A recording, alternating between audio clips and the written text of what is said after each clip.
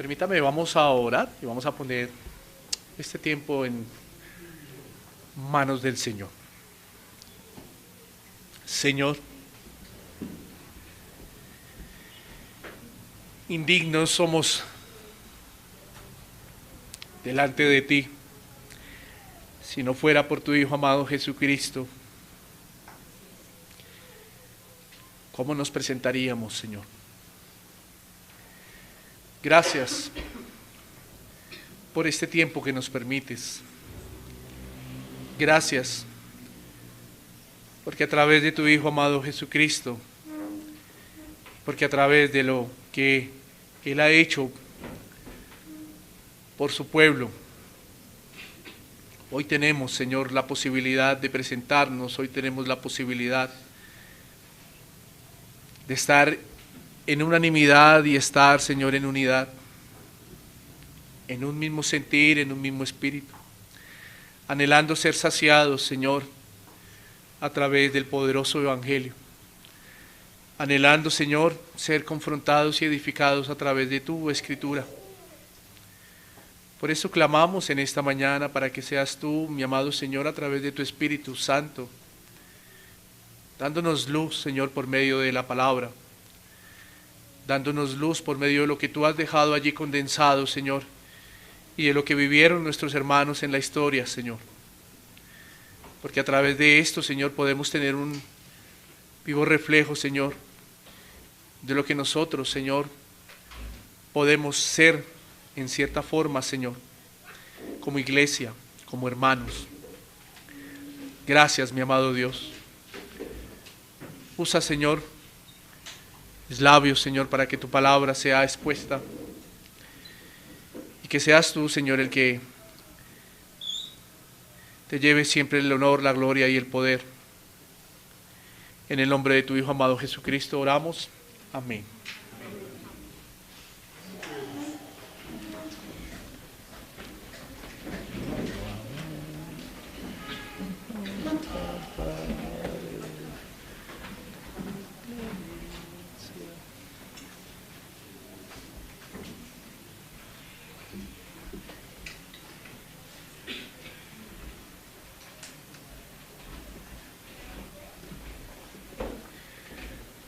Bueno, hoy retomamos, como veníamos hablando junto con el pastor Dani y dándoles a conocer a cada uno de ustedes, a la iglesia, que vamos a estar tratando unas exposiciones temáticas y vamos a estar simultáneamente 2 domingos de cada mes exponiendo el libro de los Hechos. Hoy retomamos el libro de los Hechos. Recordamos que habíamos visto Hechos capítulo 14, versículo 1 al 7. Hoy vamos a estar mirando los versículos que acabamos de leer, del versículo 8 al 20. Y es que en ese primer viaje del apóstol Pablo, en ese primer viaje misionero, quizás ya está culminando ese primer viaje, y después de salir de Iconio llega a un lugar llamado Listra, ¿cierto?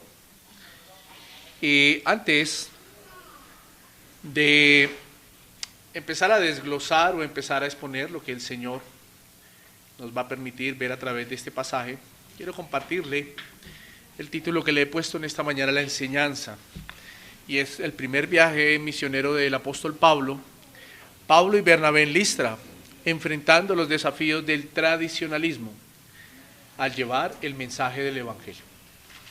Enfrentando los desafíos del tradicionalismo al llevar el mensaje del Evangelio. Quiero comenzar con una breve introducción para que podamos enfocarnos en lo que vamos a estar viendo en esta mañana. Y es bueno recordar que uno de los propósitos por el cual Dios estableció y establece la iglesia es con el fin de que se proclame y se extienda el Evangelio. Ese es uno de los propósitos, y es bueno que usted y yo lo recordemos. Fin que entendieron los primeros creyentes, ¿cierto? Los apóstoles, los discípulos del Señor. Y es por eso que comienzan después de haber proclamado el Evangelio en Jerusalén y en Judea, los viajes misioneros del apóstol Pablo, ¿cierto? Como le conocemos. Y a esta altura de su primer viaje, Pablo se encuentra en la región de Asia Central, más conocida para los que les gusta la geografía como hoy la actual Turquía, pero para los que les gusta la geografía y les gusta indagar, más conocida en ese tiempo como Galacia o la región de Galacia. Y en una ciudad llamada Iconio, Pablo y Bernabé proclaman el Evangelio, siendo muchos de los asistentes allí en la sinagoga compungidos y creyeron, ¿cierto?, por la palabra expuesta por Pablo, ocasionando esto cierta oposición por parte de aquellos judíos que no habían creído. Si recordamos un poco de lo que vimos en Hechos 14, 1 al 7, estos que no habían creído, ¿qué hicieron? Excitaron y corrompieron los ánimos de los demás, los ánimos de la ciudad, trajeron murmuración y trajeron división, generando odio y un plan para atentar con la integridad física de Pablo y de Bernabé. Eso lo estuvimos viendo hace 20 días, ¿cierto? Y esto que ocasionó, desencadenó que los misioneros, Pablo y Bernabé, emigraran a una ciudad continua a unos 30 kilómetros aproximadamente de allí, de Iconio, y esta ciudad se llamaba Listra. Y aquí entramos a lo que Pablo y Bernabé van a vivir en Listra. Se encontraron con una situación poco particular, diría. Y esto fue que al entrar allí, ellos se impactaron y vieron que Listra estaba inundada de un tradicionalismo de hombres en la cual vivían ellos en esa ciudad. Tradicionalismo de hombres le he colocado yo. ¿Por qué? Porque toda la ciudad estaba asentada en un fundamento doctrinal y era el siguiente. No me quiero adelantar a lo que vamos a estar viendo en los pasajes o en los versículos que acabamos de leer, pero veo necesario que podamos aclarar esto desde el principio, en el contexto, para que podamos tener un poco más de claridad, ¿cierto? Cuando llegamos a la parte donde ellos son tratados como dioses, ¿cierto? ¿Cuál era el tradicionalismo que había en Listra? Bueno, era basado en mitologías griegas, ¿cierto? Y su fundamento se regía a leyendas contadas por hombres, que generaron una creencia en una mitología y doctrina para los listranos, por bien así decirlo, ¿cierto? O para los habitantes. Según cuenta la leyenda, voy a contar la leyenda, Zeus era en Listra la deidad dios de los dioses, Zeus, ¿cierto? Junto con Hermes, considerado el encargado de llevar el mensaje de Zeus a los hombres, o sea, era el mensajero de Zeus, Hermes. Y era el patrono, Zeus, de los viajeros y el dios de la fortuna y de la fertilidad. Ahora, ¿qué narraba la leyenda allí en Listra? Que tiempo atrás estos dioses habían visitado la provincia, pero los aldeanos que vivían en esa Listra, ¿cierto?, se negaron a recibirles. Y de ancianos que se dignaron a atender a estos dioses, a Zeus y a Hermes, ocasionando que el hogar de estos ancianos fuera próspero por parte de estos dioses y recompensando a estos ancianos, ¿cierto?, dándoles una posición de sacerdotes para la adoración de ellos, y también permitiendo que su hogar fuese convertido en un templo para llevar a cabo el ejercicio de adorarlos. Pero aquí también ocurrió algo, según lo que cuenta la historia y la leyenda de los listranos o de los habitantes de Listra, y es que los demás aldeanos, por no haberle recibido, recibieron de parte de estos dioses tragedia, miseria y destrucción, ¿cierto? Eso es lo que narraba la leyenda allí. Ahora, es por eso que el fundamento doctrinal y religioso que había en Listra era basado en el tradicionalismo humano o de hombres, leyendas. Y los dioses griegos eran sus deidades y a ellos elevaban adoración y presentaban sus ruegos.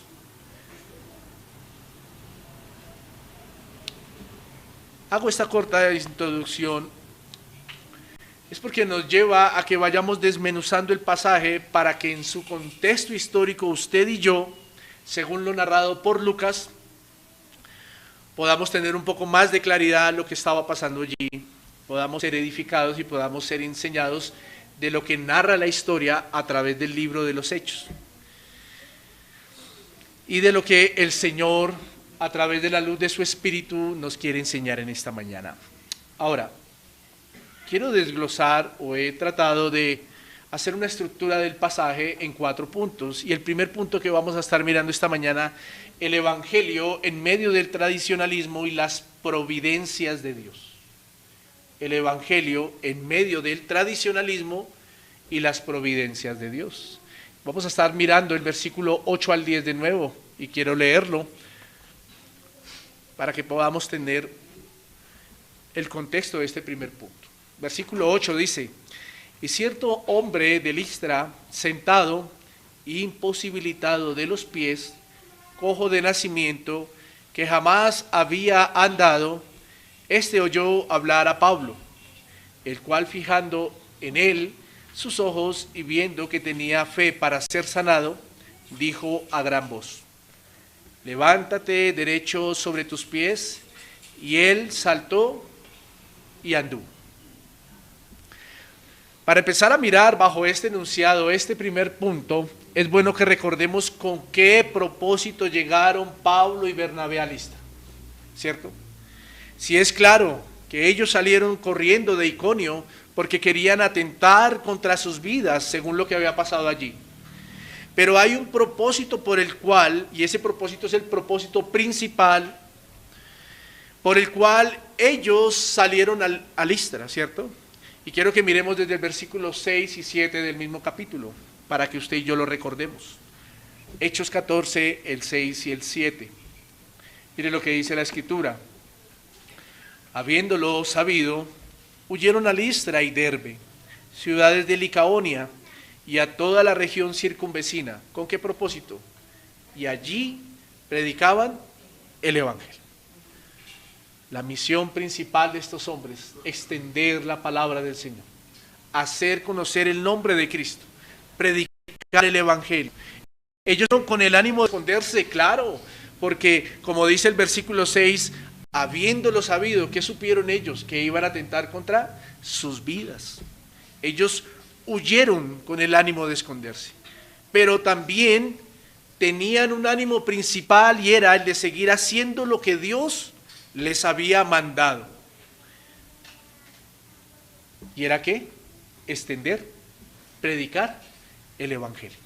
Cuando los misioneros llegan a Listra, es claro lo que llegan a hacer. Pero aquí hay algo muy interesante, y es que al parecer Listra no tenía sinagoga. Si ustedes se dan cuenta, y hace poquito lo nombramos, cuando Pablo en su primer viaje llegaba a algunas ciudades, ¿a dónde se concentraba? En las sinagogas, ¿cierto? Los lugares de reunión de los judíos. ¿Por qué? Porque a él le parecía providencial y a él le parecía, en medio de todo, lo más prudente para poder reunir a aquellos judíos donde ellos adoraban al Señor y poder llevar el nombre de Cristo. Pero si ustedes se dan cuenta, Lucas ahí en Listra no nos narra que ellos llegaron a una sinagoga, ¿cierto? No narra, al parecer no tenía sinagoga judía. Ya que, vuelvo y digo, si recordamos los pasajes anteriores, Lucas venía narrando que ellos llegaban a cada ciudad a una sinagoga, ¿cierto? Ahora, pero sí podemos ver que allí en Listra habían lugares donde se concentraban muchedumbres o multitudes, ¿cierto? Muchedumbres o multitudes, para que ellos o el Señor en su providencia permitiera que Pablo y Bernabé compartieran ¿qué? El Evangelio, ¿cierto? compartieran el Evangelio. Y necesitaban un lugar visible donde la gente se reunía y se aglomeraba y pudiese escuchar el mensaje. Ahora, la escena es clara aquí, es clara la escena, según lo que nos cuenta Lucas, el autor de Hechos.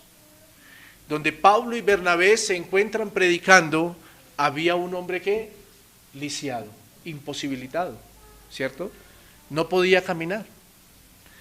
Y dice que nunca lo había hecho, porque su condición era de nacimiento. Es bueno que podamos aclarar aquí algo, y son dos cosas. Con respecto al lisiado o con respecto al cojo. Es bueno que lo podamos aclarar para que usted y yo podamos entender un poco el contexto histórico de lo que estaba pasando allí en Listra. Y estas dos cosas tienen que ver con lo siguiente. La primera es que la condición de este hombre lo llevaba a recurrir o lo llevaba a tener una situación de mendicidad, ¿cierto? Ya que por su imposibilidad no podía ejercer algún trabajo que lo sustentara.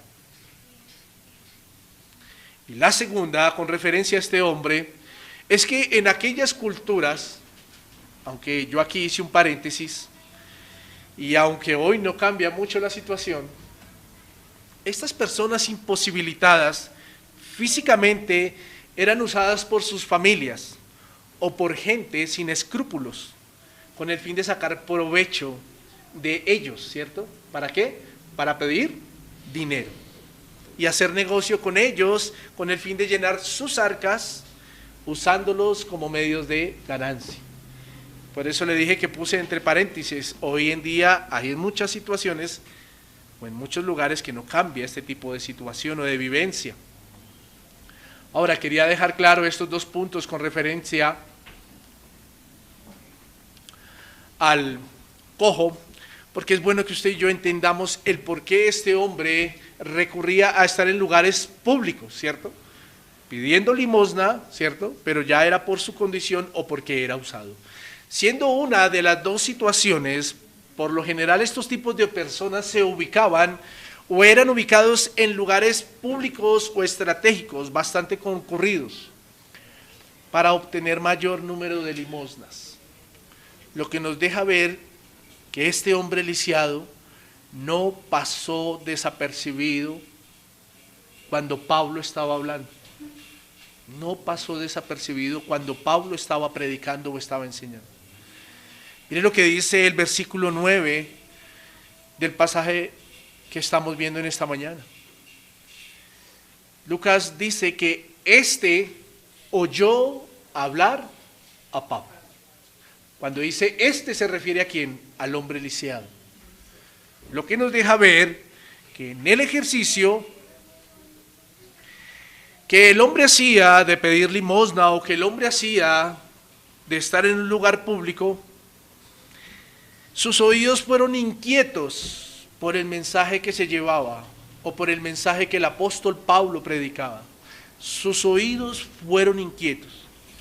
Siendo así para el apóstol Pablo, aquel hombre, o siendo así que este hombre no pasará desapercibido para el apóstol Pablo. Pero aquí hay algo bien interesante y por eso el primer punto lo nombré de esta manera, ¿no? Al no pasar desapercibido este hombre para el apóstol Pablo, Dios en medio de su providencia, óigame bien, Dios en medio de su providencia, ya que el fin o el objetivo final, ¿cuál era? O el principio o el propósito final, ¿cuál era? Predicar el evangelio, ¿cierto? Pero Dios en medio de su providencia permitió que todo se centrara en lo que iba a ocurrir en la vida de este hombre lisiado para poder o para que Pablo llamara la atención de todos los aldeanos. Miren lo que dice ahí la palabra también en el versículo 9, dice, Pablo fija su mirada en él y viendo que tenía fe para ser sanado, le dijo, levántate derecho sobre tus pies. Qué manera para Dios, por medio de este hecho, llamar la atención. Qué manera providencial para el mismo Señor en medio de este hecho y en medio de la vida de este hombre y de lo que iba o de lo que estaba sucediendo, llamar la atención de los ciudadanos o de los aldeanos, le he dicho yo, de Listra. Mi querido hermano y mi querido amigo, Dios es providencial y en medio de su plan de redención, Él permite situaciones para que el objetivo de llevar el Evangelio y de hacer conocer el nombre de Cristo se lleve a cabo. Él permite situaciones providenciales para que este plan se lleve a cabo. Lo sucedido aquí en Listra nos recuerda un poco a lo que había pasado ¿en dónde? En Jerusalén. ¿Sí recuerdan el pasaje que nos narra Lucas allí en Hechos 3 de lo que pasó con Pedro? Quiero que lo miremos un poco para hacer un paralelismo o para hacer una comparación. Hechos capítulo 3, versículo 1 al 4. Hechos capítulo 3, versículo 1 al 4. También allí había un cojo de nacimiento, ¿cierto? En Jerusalén. Miren lo que dice la Escritura. Versículo 1. Pedro y Juan subían juntos al templo a la hora novena de la oración. Y era traído un hombre cojo de nacimiento a quien ponían cada día a la puerta del templo. Noten lo que le dije hace un momento, ¿no? Que a estos hombres muchas personas los usaban con el fin de sacar provecho. Quizá pudo haber sido el caso del cojo allí en Jerusalén. Porque el hombre era puesto ¿para qué? Para pedir limosnas. Ponían cada día a la puerta del templo que se llama La Hermosa, para que pidiese limosna de los que entraban en el templo. Versículo 3. Cuando vio a Pedro y a Juan que iban a entrar en el templo, le rogaba que le diesen limosna. Pedro con Juan, fijando en él los ojos, le dijo, míranos. Pareciera que se repitiera la historia, ¿cierto? Pareciera, pero ahora no es Pedro, sino ahora es ¿quién? Pablo. Y en otras condiciones. Pero lo que sí vemos en medio de las semejanzas de estos dos hechos es la providencia de Dios. Para que se cumpliera el objetivo final o el plan final o el plan que Dios había trazado, y era que se predicara a Cristo, ¿cierto? Cuando Pedro predicó en Jerusalén, lo hizo en medio de un pueblo tradicionalista. Por eso dije que íbamos a hacer un paralelismo. Pedro predica en Jerusalén y lo hizo en medio de un pueblo tradicionalista, religioso. Y lo mejor que pudo hacer Dios en ese momento fue fijar la atención de todas las personas allí en medio del templo a través de ¿qué? De un milagro, ¿cierto? Con el cojo también de nacimiento. Caso similar lo que está sucediendo con el apóstol Pablo en Listra.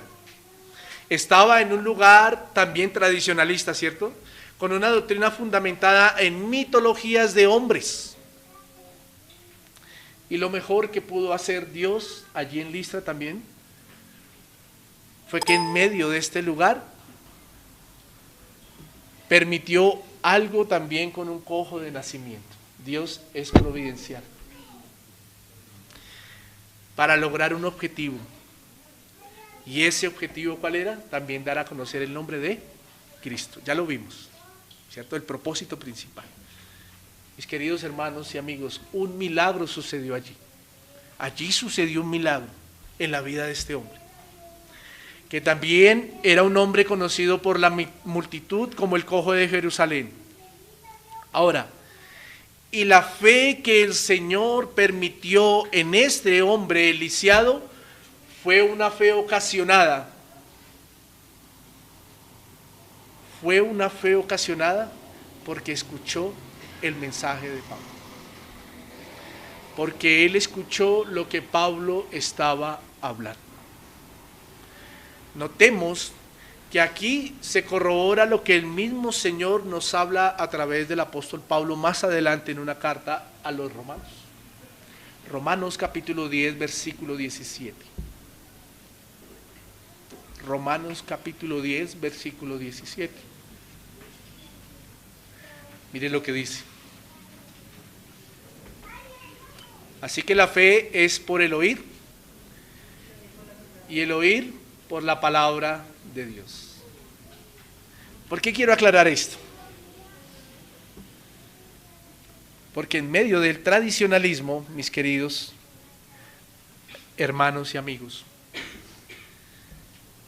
y lo voy a traer como una frase de contexto actual, a veces usamos la palabra fe refiriéndonos a que nosotros tenemos la capacidad o el poder de creer en algo y que esto va a suceder. ¿Cuántos quizá no hemos dicho, yo le tengo fe a esta droga, yo le tengo fe a esta medicina, yo le tengo fe a este doctor, yo le tengo fe a tantas cosas, ¿cierto? O que hemos escuchado la palabra. Pero yo quiero dejar claro algo aquí, aprovechando lo que el texto y lo que la historia nos está narrando. Y es que la fe es un don que solo proviene ¿de quién? De Dios. Y quiero dejar claro algo aquí. Cuando Pablo mira fijamente a los ojos del hombre lisiado, él dice que vio la fe que este hombre tenía para ser ¿qué? Sanado. Pero esta fe no se pudo lograr en la vida de este hombre si primero él no ¿qué? Oye. Si primero él no oye la palabra de Dios. Si primero él no oye a Cristo crucificado y resucitado. Si primero él no oye, que era lo que Pablo estaba predicando allí en Listra. ¿Y sabe por qué quiero dejar claro esto, mi querido hermano? Porque solo es a través del llamado de Dios por medio del Evangelio que la fe en una persona se activa. Un muerto no tiene fe. Un muerto no tiene fe porque está ¿qué? Muerto. Dios es el que por medio del Espíritu Santo provoca un compungimiento en el corazón de aquel lisiado y de todas las personas a través del llamado por medio del Evangelio para que la fe en una persona se active. Es solo Dios. Por eso Pablo, cuando dice que vio la fe de este hombre para ser sanado, es porque él entendió que este hombre había oído el mensaje que él mismo, que Pablo le había predicado o que había predicado en medio de este lugar público. Qué interesante es esto. Pero quiero dejarle algo a manera práctica en este primer punto. A manera aplicativa en este primer punto quiero dejar algo. Y es algo muy curioso que sucede en la vida del creyente. Y quiero recordar que usted y yo, mi querido hermano, mi querido amigo creyente, hermano, estamos en este mundo, pero no somos de este mundo. Al estar en este mundo vivimos rodeados de personas que están muertas en sus delitos y pecados. Quizá como lo estuvimos usted y yo en algún tiempo atrás, ¿cierto? Pero en medio de lo curioso y aplicativo que quiero dejarle en este primer punto, es que Dios usó el Evangelio por medio de una providencia para que usted y yo pudiéramos estar hoy aquí adorando al Señor. Dios usó el llamado para nuestras vidas a través del Evangelio, pero aún permitió una providencia para que usted y yo pudiésemos hoy tener la mirada puesta en Cristo Jesús.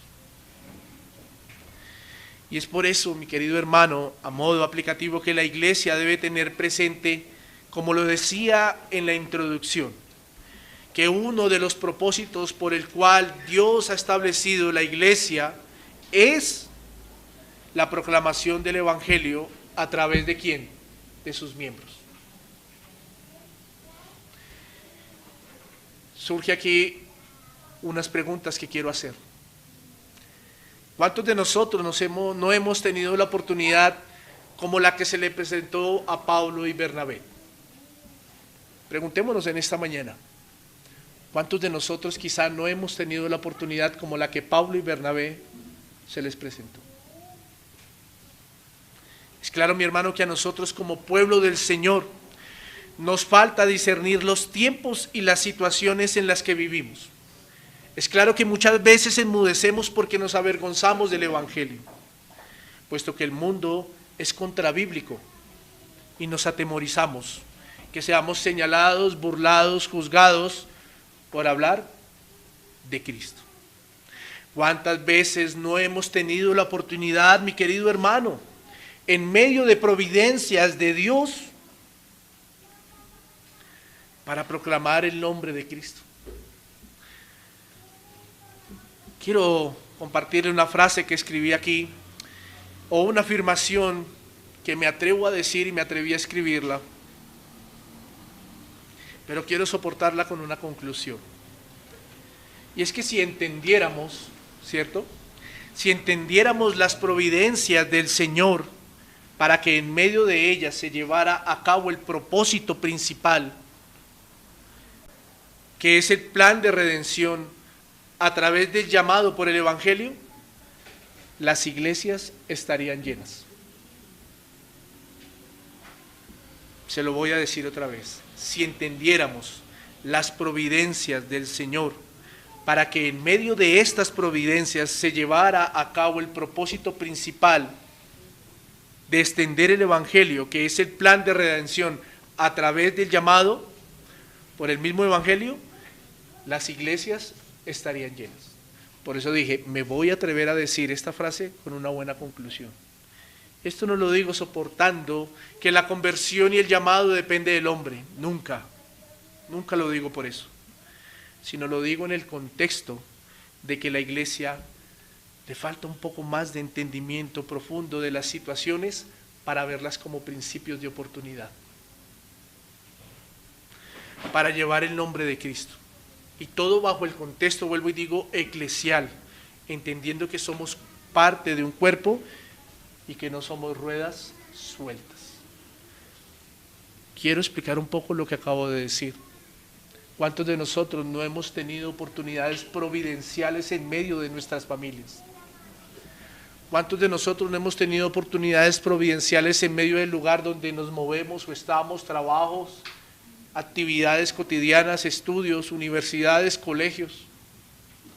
¿Cuántos de nosotros no hemos tenido oportunidades, principios de oportunidad bajo la providencia del Señor, cuando compartimos con un familiar, un amigo que quizá está sufriendo de alguna enfermedad o de alguna situación o de alguna circunstancia que está afectando su vida?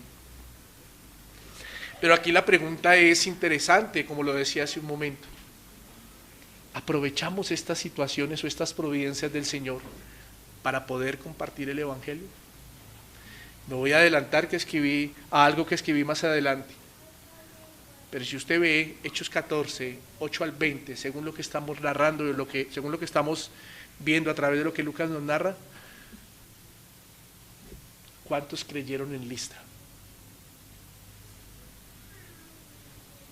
¿Cuántos creyeron en Listra? Según lo que Lucas nos narra, a simple vista, ¿qué podemos ver? ¿Quién? El lisiado. Para que tengamos en cuenta todo lo que hemos leído, hasta el 20. Solo el lisiado creyó.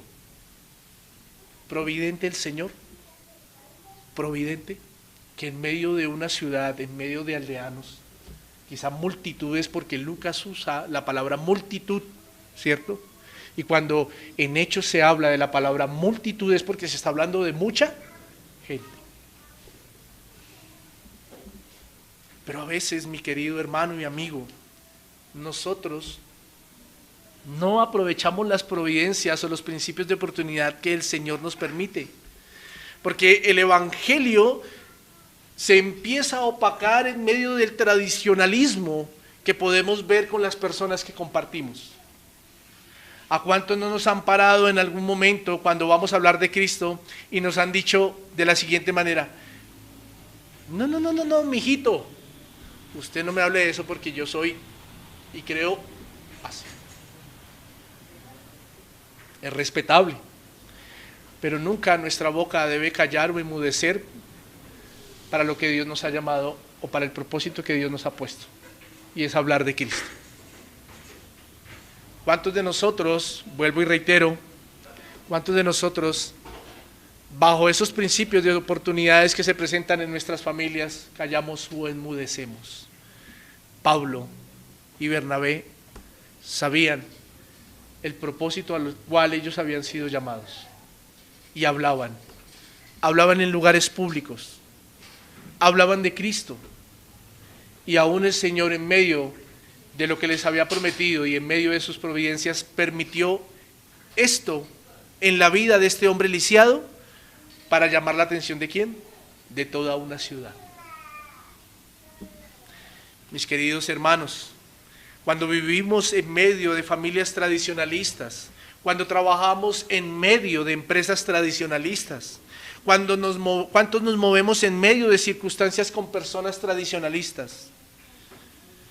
Pero yo quiero dejarle algo claro en esta mañana, y es que no hay nadie, y quizá ustedes ya me lo han escuchado, no hay nadie que se pueda resistir si es llamado a salvación. Nadie que se pueda resistir al consejo absoluto de Dios. Nadie que se pueda resistir al llamado de Dios a través del Evangelio. No hay nadie.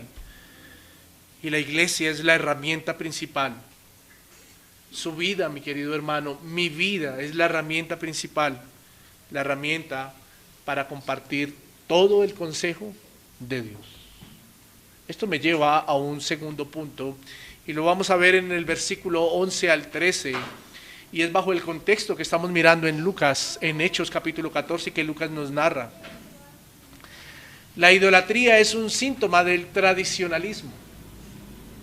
La idolatría es un síntoma del tradicionalismo, y el versículo 11 dice: entonces la gente, visto lo que Pablo había hecho, alzó la voz diciendo en lengua licaónica: dioses bajo la semejanza de hombres han descendido a nosotros. Y a Bernabé llamaban Júpiter y a Pablo Mercurio, porque este era el que llevaba la palabra. Y el sacerdote de Júpiter, cuyo templo estaba frente a la ciudad, trajo toros, guirnaldas delante de las puertas, y juntamente con la muchedumbre quería ofrecer sacrificios. Aquí hay algo claro, y es que el Señor logró su propósito a través de Pablo. Predicar la palabra, sí, pero llamar la atención a través de lo sucedido con el hombre lisiado. La providencia. Y para la gente no fue más que un evento que quizás habían estado esperando durante mucho tiempo. Zeus y Hermes habían bajado de nuevo. Es por eso la expresión que usaron y que Lucas nos transmite: dioses bajo la semejanza de ¿qué? De hombres, manifestaron los listranos o los que vivían en Listra. Y a Pablo le dicen Mercurio y a Bernabé le dicen Júpiter. Pero ¿qué tiene que ver Zeus y Hermes con Mercurio y con Júpiter? Quiero aclararles eso para no dejar vacíos en el texto y para que usted y yo podamos entender y aclarar un poco más. Esto es porque los nombres de estos dioses en latín son así. Júpiter se refiere a Zeus, tipificando al dios más grande, el dios de dioses. Y ellos pensaban que Bernabé era Júpiter, o sea, Zeus, porque según su mitología, el dios de dioses tenía mensajeros a su servicio. Y en el caso de Pablo, que era el que estaba hablando, ellos pensaron que Pablo era ¿quién? El mensajero de Zeus. Y por eso a Pablo lo nombran Mercurio. La idolatría allí en Listra era notoria en sus creencias. La idolatría era consecuencia de un tradicionalismo humano. Corrieron a preparar elementos para sacrificar delante de ellos, pensando que eran sus dioses, para honrarlos, para adorarlos. Este síntoma en los aldeanos de Listra era notorio, y por lo que implícitamente podemos ver en el texto, ellos no tuvieron sus oídos dispuestos a las palabras enunciadas por el apóstol Pablo. Como todos los corazones de estos aldeanos esperaban señales para poder creer. Implícitamente, cuando ellos vienen junto con el sacerdote a ofrecer sacrificios para Zeus y para Hermes, para Júpiter y para Mercurio, es claro, implícitamente podemos ver que Pablo estaba en un lugar público y fue necesario la sanidad ¿de quién? De un hombre lisiado.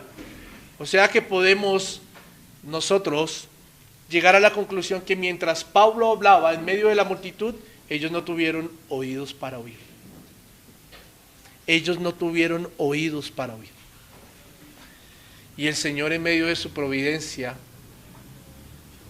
trajo sanidad, trajo salvación a la vida del hombre lisiado, y ahí sí todos corrieron, porque el ser humano está acostumbrado a correr tras las señales. Tras las señales.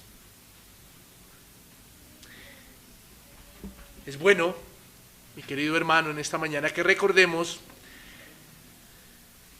que estos hombres lisiados, una vez más, se ubicaban en lugares estratégicos, ¿cierto?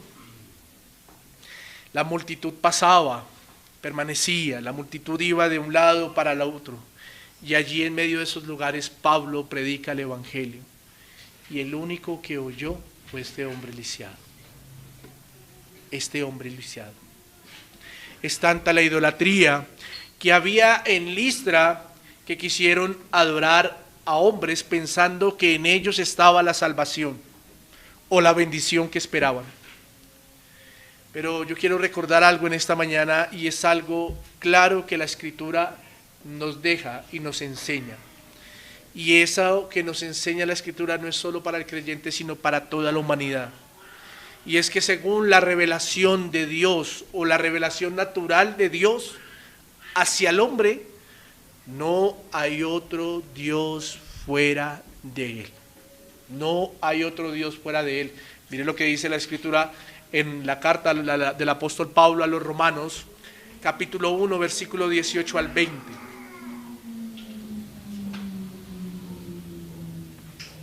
Capítulo 1, versículo 18 al 20. Porque la ira de Dios se revela desde el cielo contra toda impiedad e injusticia de los hombres que detienen con injusticia la verdad. Porque lo que de Dios se conoce les es manifiesto, pues Dios se lo manifestó, porque las cosas invisibles de Él, su eterno poder y deidad, se hacen claramente visibles desde la creación ¿de qué? Del mundo, siendo entendidas por medio de las cosas hechas, de modo que no tienen excusa. Dios en su naturaleza, a través de la creación, se ha mostrado, se ha revelado a la criatura. No hay excusa para el hombre, para el hombre, porque Dios se ha revelado en su creación. Miremos otro pasaje que nos corrobora esto. Salmo capítulo 19, versículo 4. Salmo capítulo 19, versículo 4. Por toda la tierra salió su voz, y hasta el extremo del mundo sus palabras. En ellos puso tabernáculo para el sol. Mi querido hermano y amigo, la idolatría enceguece. La idolatría enceguece. El tradicionalismo ocasiona que hayan corazones enceguecidos. Y esto fue lo que ocurrió en la gente de Listra. Y aunque el texto no nos lo menciona, me tomaré el riesgo en mencionar que los ciudadanos de Listra estuvieron expuestos a la religión judía, ya que ciudades como Iconio y como Antioquía de Pisidia estaban muy cerca de allí, y cabe la posibilidad de que algunos judíos hubiesen podido exponer su doctrina en Listra. Cabe la posibilidad. Por eso digo que aunque me tomo el riesgo de esto, de todas formas, Dios se ha revelado al hombre a través de su revelación, ¿qué? Natural, por medio de la creación. No hay excusa, no hay excusa para el humano, para la criatura, de poner a otro por encima de Dios, porque Dios solo hay uno. Ahora, a manera práctica y aplicativa, es bueno que miremos este punto en dos perspectivas. La primera perspectiva es entendiendo que como iglesia estamos en medio de un mundo idólatra. Como iglesia estamos en medio de un mundo idólatra. Un mundo que como consecuencia de la tradición es perezoso. Un mundo que como consecuencia de la tradición no se anima a meditar en las verdades, primero que le rodean, pero en las verdades de la Escritura. Y por eso durante siglos, mi querido hermano, el hombre ha caído en tradiciones de hombres que lo han llevado a atentar contra Dios sin saber que nadie se va a escapar del justo juicio de Él. Dije hace un momento que la idolatría que hace enceguece.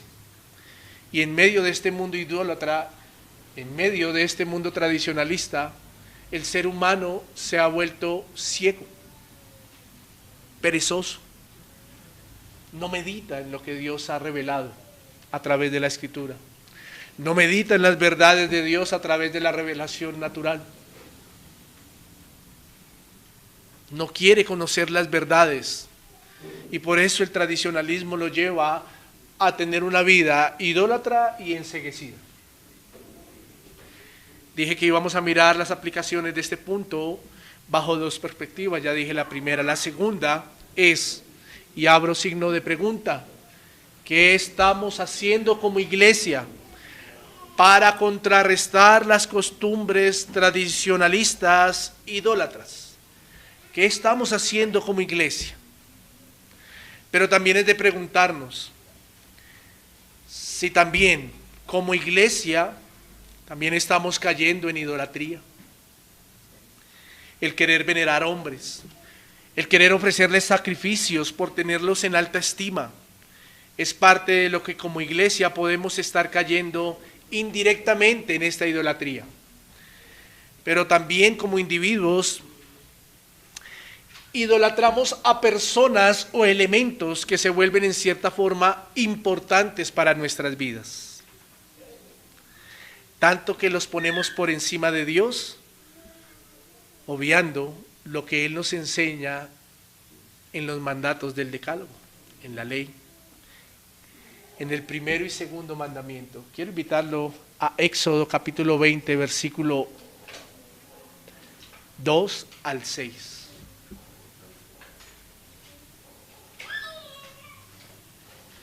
Éxodo capítulo 20, versículo 2 al 6.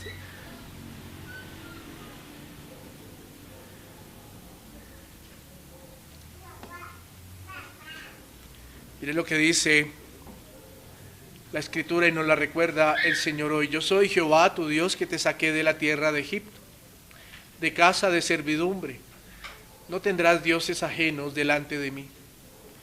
No te harás imagen, ni ninguna semejanza de lo que está o de lo que esté arriba en el cielo, ni abajo en la tierra, ni en las aguas debajo de la tierra. No te inclinarás a ellas, ni las honrarás, porque yo soy Jehová tu Dios, fuerte, celoso, que visito la maldad de los padres sobre los hijos hasta la tercera y cuarta generación de los que me aborrecen. Y hago misericordia a millares a los que me aman y guardan mis mandamientos.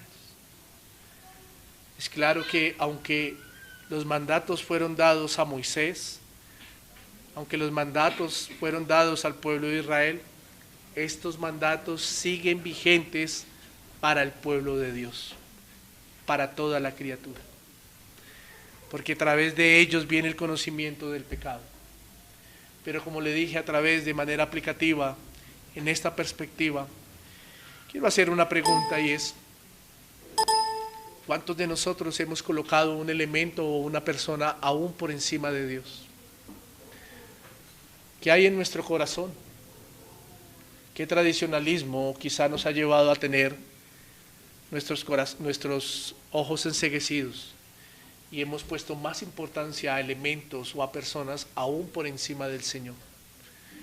¿Qué era lo que estaba pasando allí en Listra? Hombres, una ciudad, mujeres, aldeanos que esperaban una señal para adorar a sus dioses, sus corazones enceguecidos por el tradicionalismo, sus corazones enceguecidos e idólatras. Y me voy a atrever a decir algo en esta mañana, y es que aún la iglesia quizá ha caído en esta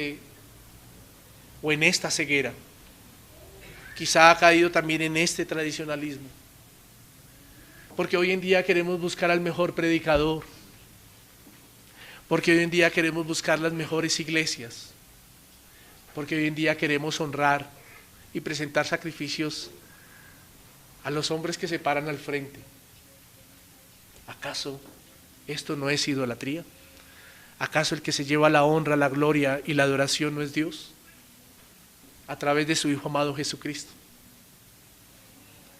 Pero ¿acaso de nuestra boca han salido comentarios como en poderlo decir así? No lo hago con ánimo de que usted piense que en mi corazón puede haber algo en contra de estos hombres, no. Lo hago con el ánimo de que meditemos, porque quizá estamos cayendo en una idolatría indirecta. Y quizá nos pase lo que pasaba en Corinto. No, Apolos predica mejor. No, Pablo predica mejor. No, es que Apolos es más cariñoso. No, es que Pablo es un poquito más fuerte, pero tiene más conocimiento. ¿Acaso cuando sale eso de nuestros labios no será idolatría? ¿Acaso la iglesia quizá no podrá también estar cayendo en esto? Mis queridos hermanos, es bueno que usted y yo meditemos, porque quizá nuestros corazones también han sido enceguecidos por el tradicionalismo y ha llegado idolatría a nuestras vidas. ¿Acaso también a manera aplicativa quizá no estamos mirando a alguien pensando que si esa persona no está al lado de nosotros no podemos vivir? Me atrevo a decir que yo no podría vivir si mi Cristo no estuviera en mi corazón. Si mi familia me falta, duro sería, durísimo sería. Noticia que a ninguno de nosotros nos traería gozo y felicidad. Pero eso me hace recordar algo que dice la Escritura en el Salmo capítulo 27, versículo 10. Aunque mi padre y mi madre me dejaran, con todo Jehová me recogerá. ¿Qué quería decir el salmista? Que aunque si la familia no estuviera, si tenía a alguien que era su Dios, su creador, que estaba ahí para siempre. Mire, mi querido hermano, mi querido amigo, meditemos porque posiblemente podríamos estar cayendo en idolatría al pensar que si hay algo que no nos falta en la vida,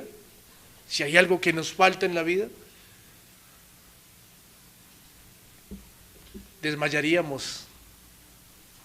Si hay algo que nos falta en la vida, nos cansaríamos o retrocederíamos. No, que nos falte todo, pero que no nos falte Cristo. Que nos falte todo, pero que no nos falte Cristo. Que nos falte todo, mi querido hermano, pero que no nos falte Cristo. Como tercer punto en esta parte de la enseñanza, quiero decirle que el tener un corazón celoso es tener un corazón antitradicionalista. El celo de un corazón antitradicionalista.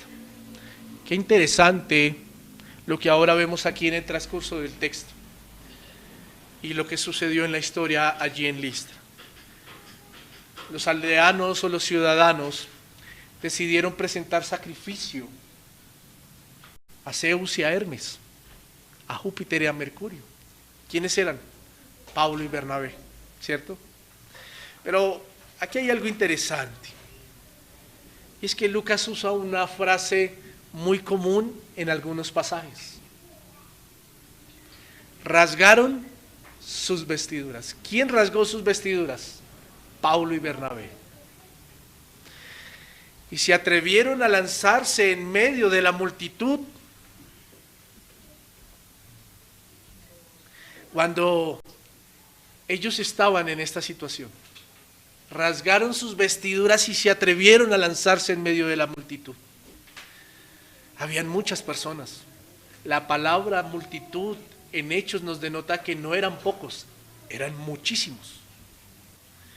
Hay dos cosas importantes que podemos ver aquí en esta parte de la historia en cuanto a lo sucedido con Pablo y Bernabé. Lo primero fue que tuvieron celo por el nombre de Dios. Tuvieron celo por el nombre de Dios. La reacción que tuvo Pablo y Bernabé fue una reacción de celo. Y este celo fue porque ellos tenían claro que quien merecía la adoración, la honra y la gloria era ¿quién? Dios. Pablo les pregunta a las personas, según lo que nos narra Lucas, ¿por qué hacen estas cosas? Si usted ve el pasaje, Pablo les pregunta a ellos, ¿por qué hacen estas cosas?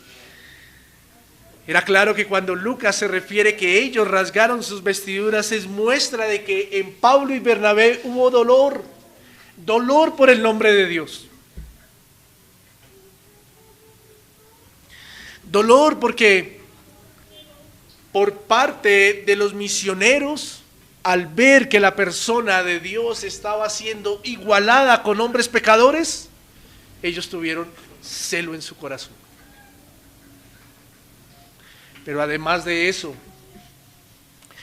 Pablo y Bernabé también correspondieron de una forma muy honesta y sincera ante esta situación.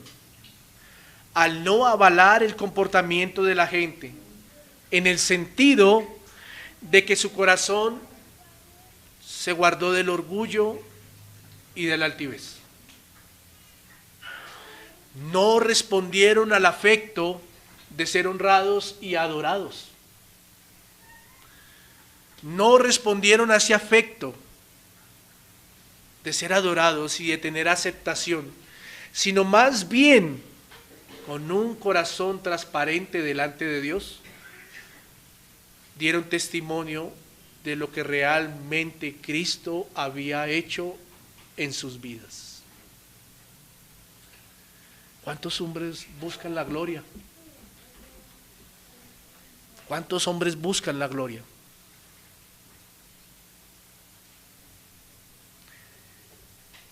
Voy a darle crédito a un artículo en este punto, a un artículo que hace poco leí, incluso compartía con el pastor Dani ayer algo sobre el artículo. Y voy a darle crédito porque lo publicó el pastor Jorge Castañeda. Tenía que ver con la vida de un teólogo que se llamó Karl Barth, un teólogo bastante reconocido. Pero en su vida testimonial y familiar, vivió 40 años en adulterio, pero fue uno de los teólogos quizá más renombrados al escribir, e incluso al escribir comentarios como Carta a los Romanos.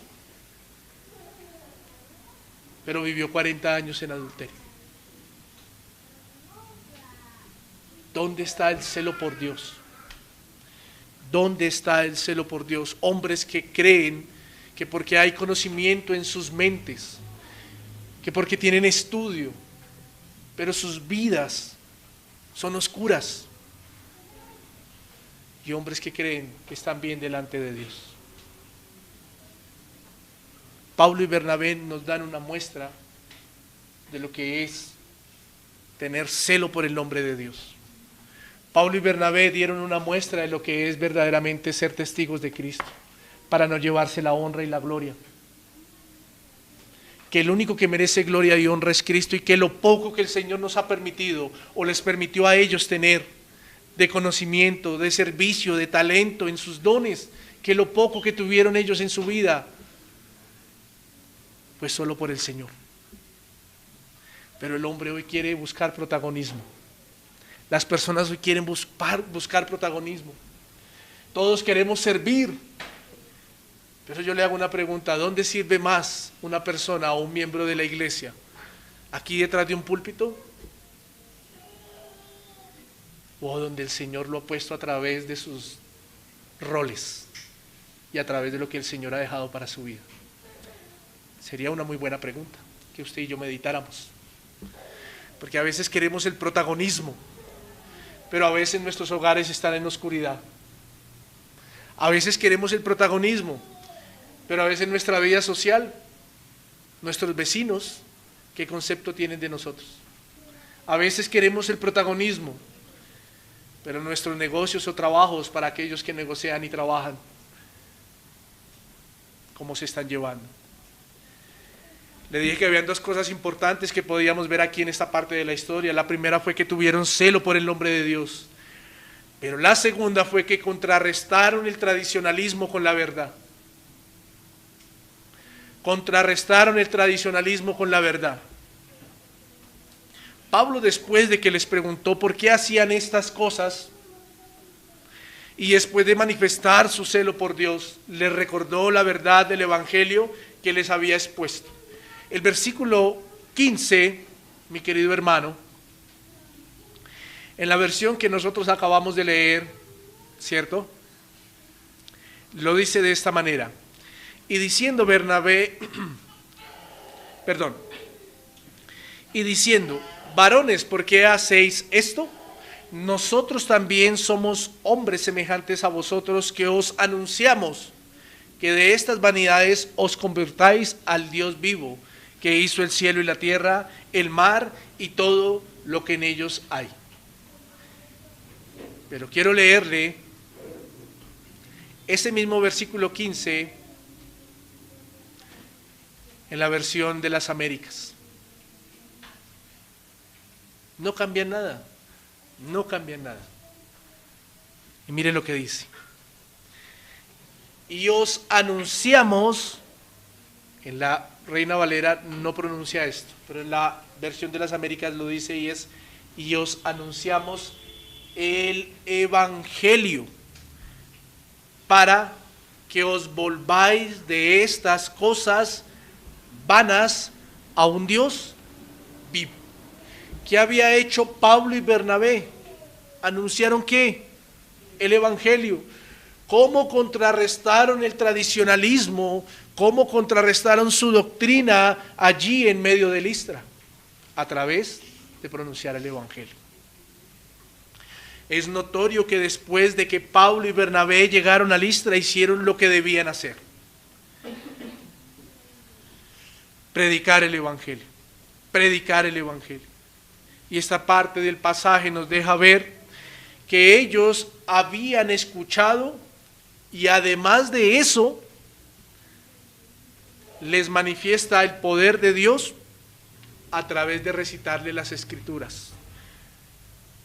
El versículo 16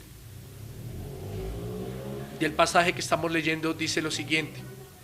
Bueno, el mismo versículo 15, Pablo les dice: nosotros también somos hombres semejantes a vosotros, que os anunciamos el evangelio, que de estas vanidades os convirtáis al Dios vivo, que hizo el cielo y la tierra, el mar y todo lo que en ellos hay. ¿A dónde se fue Pablo y Bernabé para contrarrestar el tradicionalismo que había en Listra? En proclamar la verdad, en proclamar el evangelio. ¿Pero qué usó? La escritura. Usó la creación, usó Éxodo y usó el Salmo 146, versículo 6. Mire lo que dice. Salmo 146, versículo 6. Que hizo el cielo, la tierra, el mar y todo lo que en ellos hay. Usó la creación como testigo, usó la verdad como testigo para contrarrestar la idolatría. Si usted nota, cuando Pablo llega a ciudades como Iconio y entró a las sinagogas, Pablo predica ¿qué? A Cristo, ¿cierto? A Cristo. Y Pablo allí lo hizo también en Listra. Pero para contrarrestar el tradicionalismo, para darles a entender que todo lo que había en la creación no venía ni procedía de Zeus ni de Hermes, sino que fue y lo llevó ¿a quién? A la Escritura, para enseñarles ¿a quién? Al Dios vivo. Al Dios vivo. Al Dios vivo, mi querido hermano. Ahora, en manera aplicativa, bajo estas dos perspectivas, la primera es cómo está reaccionando nuestro corazón cuando somos instrumentos en las manos de Dios. ¿Desea nuestro corazón que la gloria sea para Dios? ¿O es el deseo de nuestro corazón robarle la gloria a Dios y llevarnos la gloria ajena? Esto es algo muy común en el corazón pecaminoso. Y lo otro es cómo contrarrestamos el tradicionalismo en medio de los lugares donde Dios nos pone y también donde Dios nos quiere usar. ¿Tenemos temor de Dios o tenemos temor de la sociedad y del hombre? Para finalizar, mis queridos hermanos, quiero dejarles este gran ejemplo que nos deja este pasaje en la historia y en la vida de Pablo y Bernabé. Y este es el punto número 4, y es que a pesar de los desafíos, seguimos en obediencia a Cristo. A pesar de los desafíos, seguimos en obediencia a Cristo. Versículo 19 al 20, mire lo que dice. Entonces vinieron unos judíos de Antioquía y de Iconio, que persuadieron a la multitud, y habiendo apedreado a Pablo, le arrastraron fuera de la ciudad, pensando que estaba muerto. Versículo 20, pero rodeándole los discípulos, se levantó y entró en la ciudad, y al día siguiente salió con Bernabé para Derbe. Aquí hay dos cosas interesantes. Como lo narramos al principio, en el contexto geográfico, Antioquía de Pisidia e Iconio eran ciudades que no quedaban muy lejos de Listra, ¿cierto? Y aquellos judíos excitados en Iconio y aquellos judíos que habían sido corrompidos en sus ánimos fueron a buscar a Pablo y a Bernabé a Listra. Había algo en sus corazones. Y miren lo que hicieron: excitaron y corrompieron también los ánimos de la multitud que vivía en ¿dónde? En Listra, para atentar contra la vida de Pablo y Bernabé. Y lograron su cometido. Allí sí lograron su cometido, ¿cierto? No solo habían incentivado la división en Iconio, sino también lograron lo que ellos querían hacer: atentar contra la vida de Pablo y Bernabé, ¿cierto? Note que aquí corroboramos un poco de lo que hemos hablado y de lo que hemos venido hablando en domingos anteriores, y es sobre el poder que tiene la lengua. En el versículo 19 vemos una palabra muy interesante, y es que los judíos que vinieron de Antioquía y de Iconio persuadieron. ¿Con qué herramienta se puede persuadir a la gente? ¿Con cuál herramienta se persuade a la gente? Claro, con la palabra. Nosotros como cristianos persuadimos con la verdad. Pero ¿qué usa usted para predicar y enseñar la verdad? Lo que usaron estos hombres judíos que vinieron de Antioquía, de Pisidia y de Iconio, por donde ya había pasado Pablo y Bernabé, fue ¿qué? Su lengua. Su lengua. Y persuadieron a los de Listra para atentar contra la vida de Pablo y Bernabé. Corroboramos que la lengua, cuando es mal usada o cuando es bien usada, es una herramienta poderosa. Ahora, es claro que la situación en la que quedó el apóstol Pablo fue bastante delicada. El versículo 19 dice que estaba casi muerto, que estaba casi muerto. La golpiza que le dieron a Pablo no fue cualquier golpiza. Las piedras no fueron unas pocas, o por lo menos no fueron poco letales.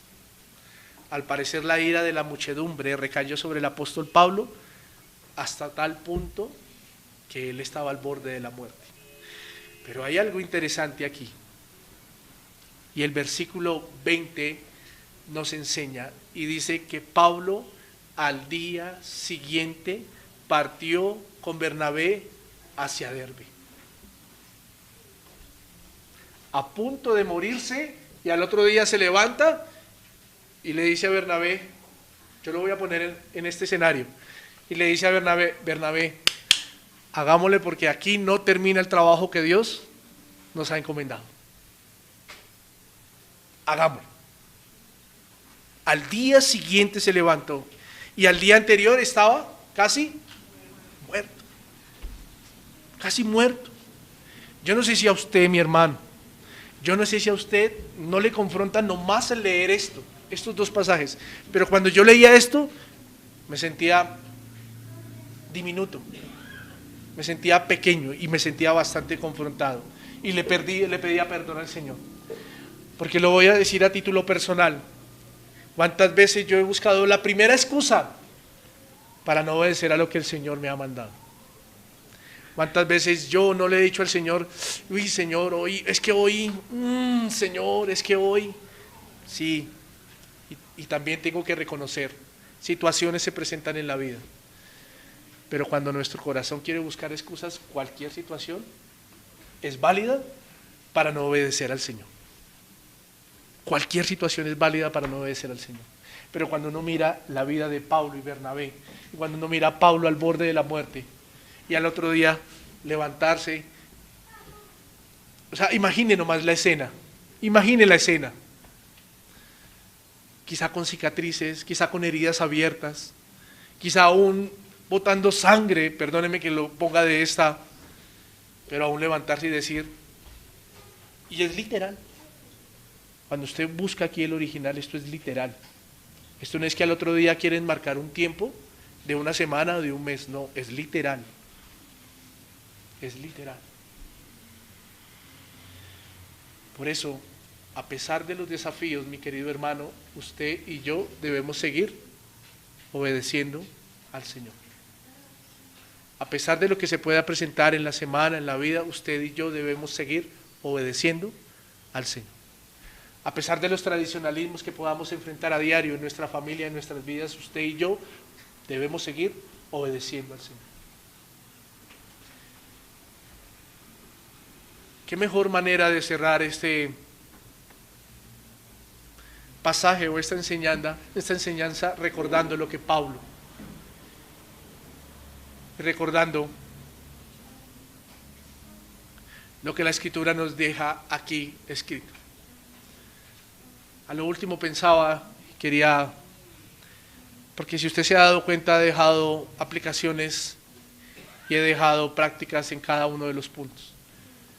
Pero en este último punto, ¿qué aplicación sino más leer una vez más ese versículo para que usted y yo meditemos en qué condición estaba Pablo, pero que aún en la condición que estaba no le impidió en él seguir sirviéndole al Señor y obedeciendo? Entonces vinieron unos judíos de Antioquía y de Iconio que persuadieron a la multitud y habiendo apedreado a Pablo, le arrastraron fuera de la ciudad, pensando que estaba muerto. Pensando que estaba muerto. Pero rodeándole los discípulos, se levantó y entró a la ciudad. Y al día siguiente salió con Bernabé para Derbe. Solo Cristo puede ocasionar eso en nuestras vidas. Solo el Evangelio del Señor puede ocasionar una pasión para poder enfrentar o para poder afrontar los desafíos que se presentan a diario. Pero a veces los desánimos, las tristezas y las excusas son más grandes que la obediencia que debemos tener al Señor. Oremos.